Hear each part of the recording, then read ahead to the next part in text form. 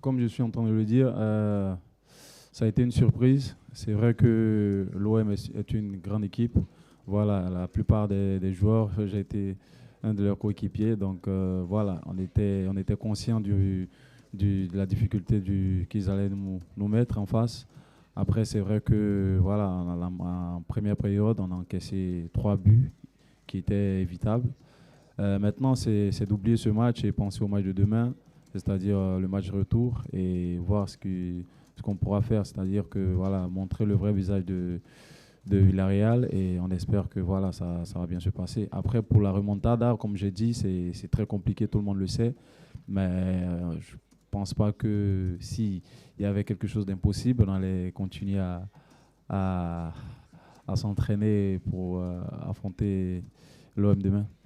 Ben, combien, je ne sais pas, mais ce qui serait important, c'est que demain est une opportunité. C'est un match de 90 minutes, comme j'ai dit, à l'aller. On ne pensait pas que ce match-là allait se passer comme ça. On a fait une grave erreur, c'est-à-dire d'encaisser 4 buts. On sait que c'est vraiment compliqué maintenant pour le retour. Mais ce qui serait important, c'est de montrer un beau visage. C'est-à-dire que le beau visage, c'est ce qu'on démontre en championnat depuis un bon moment. Donc voilà, pour moi, c'est ça. Après, pour le pourcentage des chances, je ne peux pas te dire. Non, un match d'ordinaire, non, c'est un match de qualification. On est conscient que voilà, ce match-là sera encore difficile, pas parce qu'on joue à la maison que l'OM va venir et je pense qu'ils vont encore nous montrer ce qu'ils nous ont montré à l'aller.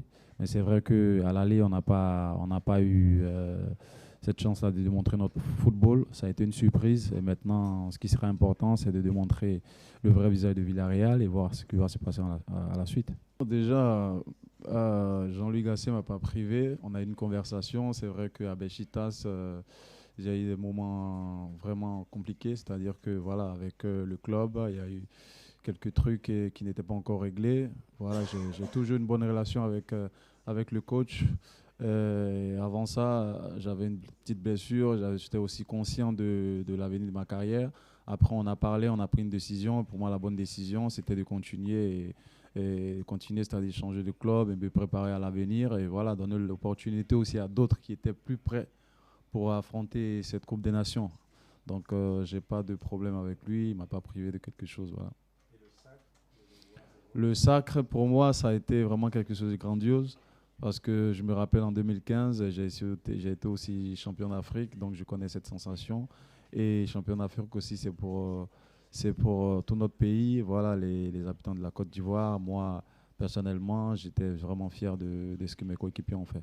Je pense que mon avis ne va rien changer parce que tout le monde est conscient de l'importance de ce joueur. Voilà, un grand joueur qui a démontré à chaque club où il a été.